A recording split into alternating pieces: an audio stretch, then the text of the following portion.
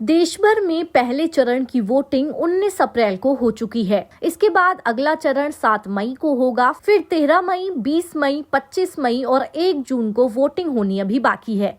अब चुनाव के बीच एक बड़ी खबर सामने आई है। खबर है कि चुनाव आयोग ने देश की 2 बड़ी पार्टियां बीजेपी और कांग्रेस को नोटिस जारी किया है और ये नोटिस आचार संहिता उल्लंघन मामले में जारी किया गया है। तो आइए आज की इस वीडियो में जानते हैं कि आखिर चुनाव आयोग ने नोटिस क्यों जारी किया है और चुनाव आयोग क्या क्या कर सकता है। दरअसल ऐसा बताया जा रहा है कि ये पहली बार है जब चुनाव आयोग ने आचार संहिता उल्लंघन मामले में स्टार प्रचारकों की बजाय पार्टी अध्यक्ष को नोटिस भेजा है। आपको बता दें कि ये नोटिस पीएम नरेंद्र मोदी और राहुल गांधी के खिलाफ दर्ज शिकायतों पर बीजेपी और कांग्रेस के अध्यक्ष को जारी किया गया है। जी हाँ, चुनाव आयोग ने ये नोटिस बीजेपी अध्यक्ष जेपी नड्डा और कांग्रेस अध्यक्ष मल्लिकार्जुन खड़गे को दिया है। तो सबसे पहले तो जानते हैं कि ये नोटिस क्यों जारी हुए हैं। दरअसल बीजेपी अध्यक्ष जेपी नड्डा को पीएम मोदी और कांग्रेस अध्यक्ष मल्लिकार्जुन खड़गे को राहुल गांधी के भाषणों पर आई शिकायत के बाद नोटिस जारी किया गया है। 21 अप्रैल को राजस्थान में चुनावी रैली में पीएम मोदी ने जो भाषण दिया था, उसके खिलाफ कांग्रेस समेत कई पार्टियों ने चुनाव आयोग में शिकायत दर्ज करवाई थी।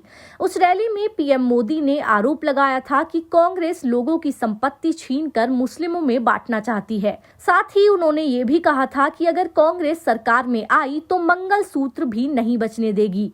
दूसरी ओर बीजेपी ने राहुल गांधी और मल्लिकार्जुन खड़गे के खिलाफ शिकायत की थी। बीजेपी ने अपनी शिकायत में कहा था कि तमिलनाडु के कोयम्बटूर में राहुल गांधी ने पीएम पर भाषा, इतिहास और परंपरा पर हमला करने का आरोप लगाया था। खास बात तो ये है कि चुनाव आयोग के अधिकारियों ने दावा किया है कि ये पहली बार है जब किसी प्रधानमंत्री के खिलाफ शिकायत पर संज्ञान लिया गया है और आज तक किसी भी मौजूदा प्रधानमंत्री को नोटिस नहीं दिया गया है। अब जानते हैं कि चुनाव आयोग क्या क्या कर सकता है।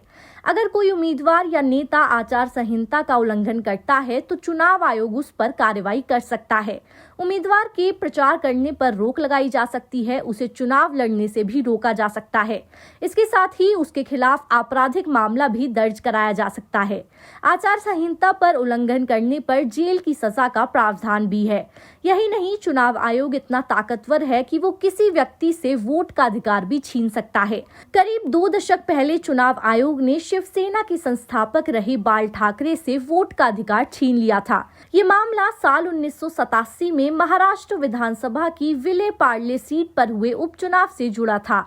इस दौरान बाल ठाकरे पर आरोप था कि ठाकरे ने शिवसेना के उम्मीदवार यशवंत प्रभु के चुनावी प्रचार में भड़काऊ भाषण दिए हैं। मामला बॉम्बे हाईकोर्ट पहुंचा। 1991 में हाईकोर्ट ने दोषी ठहराते हुए यशवंत प्रभु पर 6 साल तक चुनाव लड़ने पर रोक लगा दी, लेकिन ठाकरे किसी सार्वजनिक पद पर नहीं थे, इसलिए उनकी सजा पर फैसला करने का अधिकार चुनाव आयोग को दिया गया। तत्कालीन मुख्य चुनाव आयुक्त ने राष्ट्रपति से बाल ठाकरे को वोटिंग के अधिकार से वंचित करने की सिफारिश की थी। आयोग की सिफारिश पर जुलाई 1999 में तत्कालीन राष्ट्रपति KR नारायण ने ठाकरे के वोट डालने पर रोक लगा दी थी। तो ये थी चुनाव आयोग से जुड़ी पूरी जानकारी। उम्मीद है कि आपको ये वीडियो अच्छा लगा होगा।